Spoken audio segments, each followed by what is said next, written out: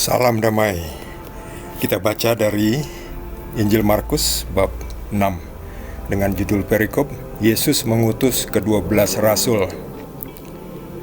Ia merasa heran atas ketidakpercayaan mereka. Lalu Yesus berjalan keliling dari desa ke desa sambil mengajar. Ia memanggil ke-12 murid itu dan mengutus mereka berdua-dua. Ia memberi mereka kuasa atas roh-roh jahat dan berpesan kepada mereka supaya jangan membawa apa-apa dalam perjalanan mereka kecuali tongkat, roti pun jangan, bekal pun jangan, uang dalam ikat pinggang pun jangan. Boleh memakai alas kaki tetapi jangan memakai 2 baju. Katanya selanjutnya kepada mereka, kalau di suatu tempat kamu sudah diterima dalam suatu rumah, tinggallah di situ sampai kamu berangkat dari tempat itu. Dan kalau ada suatu tempat yang tidak mau menerima kamu, dan kalau mereka tidak mau mendengarkan kamu, keluarlah dari situ dan kebaskanlah debu yang di kakimu sebagai peringatan bagi mereka. Lalu pergilah mereka memberitakan bahwa orang harus bertobat, dan mereka mengusir banyak setan dan mengoles banyak orang sakit dengan minyak dan menyembuhkan mereka. Demikianlah sabda Tuhan.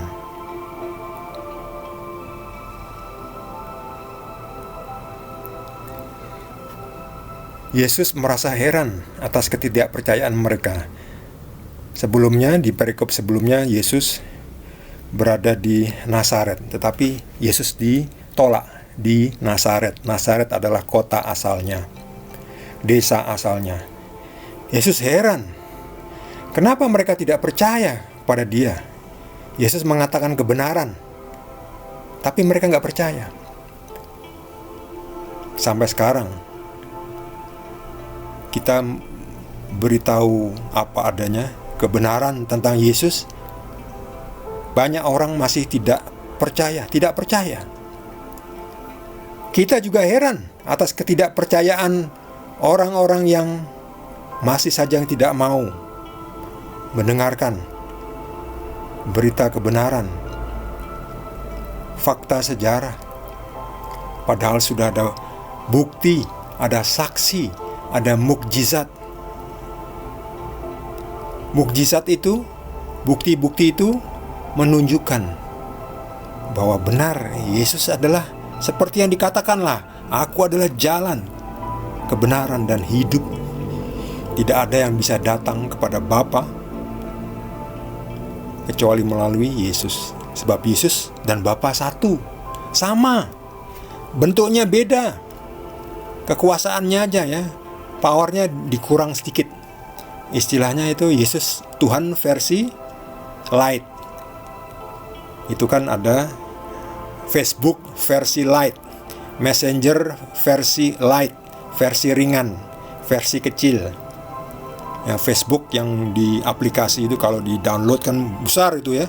Mungkin butuh kapasitas sekitar 40 megabyte.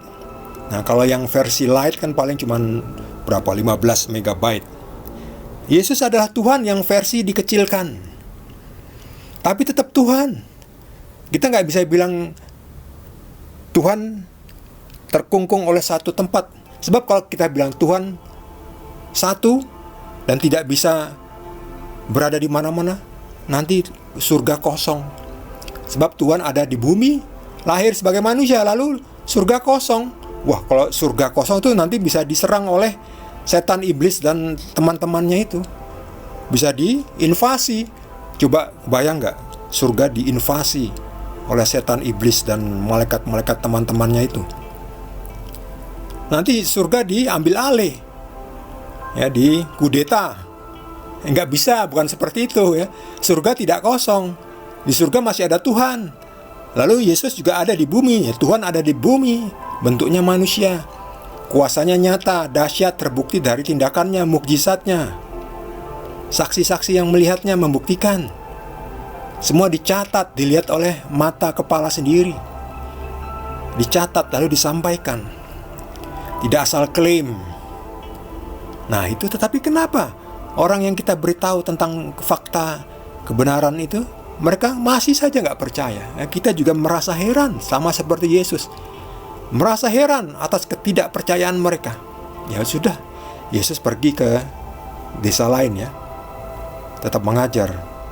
Tapi karena saking banyaknya desa-desa yang harus dikunjungi, Yesus mengutus ke-12 rasul, ke-12 murid berdua-dua ya, supaya lebih menguatkan. Kalau berdua itu kan menguatkan kan. Kalau ada apa-apa kan yang satunya bisa mengingatkan, kalau lupa bisa mengingatkan ya, dan meneguhkan. Jadi berdua-dua saling mendukung. Dan Yesus memberi mereka kuasa atas roh-roh jahat. Lihat ini, Yesus memberi kuasa atas roh-roh jahat. Saya kasih warna kuning, orange. Siapa yang memberi kuasa? Siapa yang punya kuasa? Tuhan. Yesus memberi mereka kuasa. Manusia menerima kuasa, Yesus memberi kuasa. Karena Yesus juga Tuhan, versi yang kecil, versi light. Ya seolah-olah Yesus sepertinya diberi kuasa oleh Tuhan. Yesus adalah Tuhan itu sendiri. Ya memang karena wujudnya manusia, seakan-akan Yesus menerima dari Tuhan, jadi Yesus bukan Tuhan. Itu pikiran manusia. Yesus dan Bapa satu, sama-sama kodratnya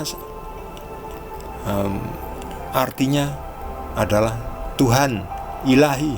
Bentuknya yang beda, bentuknya memang beda. Sebab kita nggak bisa melihat Tuhan dalam wujud yang aslinya ya. Wujud aslinya itu roh. Oh nggak bisa, bisa terbakar, hangus. Tapi dimodifikasi ya, sesuai dengan keadaan manusia, supaya bisa bertemu dengan manusia.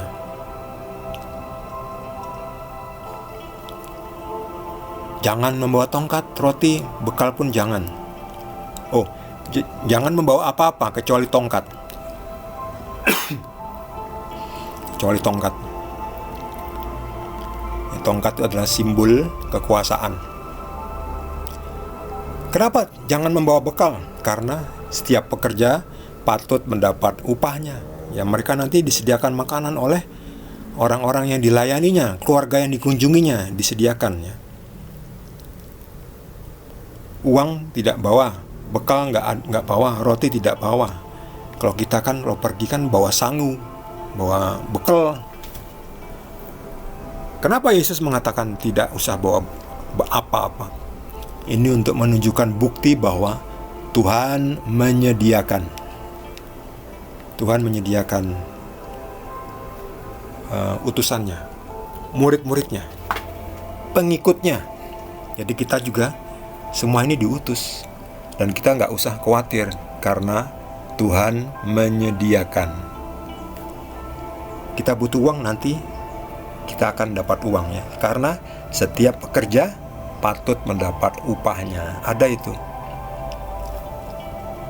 Boleh memakai alas kaki. Lihat ini, Tuhan juga realistis. Kita butuh alas kaki. Kalau nggak pakai alas kaki panas, nanti terinjak batu yang tajam bisa robek kakinya. Lihat kan, Tuhan realistis, memperbolehkan memakai alas kaki, tapi nggak usahlah bawa 2 baju. Lihat itu. Nanti butuh baju disediakan. Ya melalui orang-orang yang dilayaninya juga ya tentu ya. Tetapi kan itu hal-hal yang realistis ya, yang pantas ya, yang layak. Setiap pekerja patut mendapat upahnya. Lihat ini. Jika di suatu tempat kamu diterima, tinggallah di situ sampai kamu waktunya berangkat kembali. Tinggal di tempat itu bisa tidur, bisa mendapat makan. Kalau butuh apa tuh pakaian sudah robek nanti diberi ganti. Itu sudah cukup itu. Tetapi kalau di suatu tempat kamu tidak diterima, tidak mau mendengarkan kamu, pergilah dari situ. Keluarlah dari situ dan kebaskanlah debu di kakimu sebagai peringatan bagi mereka. Ya hati-hati, menolak murid-murid utusan Yesus adalah menolak Yesus sendiri. Menolak Yesus sendiri artinya menolak Tuhan, karena Yesus adalah Tuhan. Wow, bahaya itu ya. Makanya diperingatkan ya, sebagai peringatan, kebaskanlah debu yang di kakimu ya. Wah, itu kalau nggak segera bertobat orang itu, bahaya ya.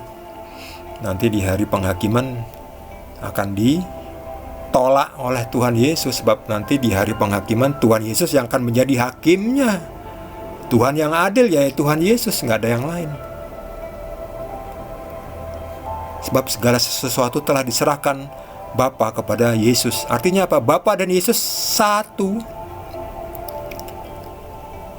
Mana ada kita mendapat kuasa dari Tuhan? Tuhan memberikan kuasa seluruhnya kepada kita. Segala sesuatu diberikan kepada kita ya? Enggak.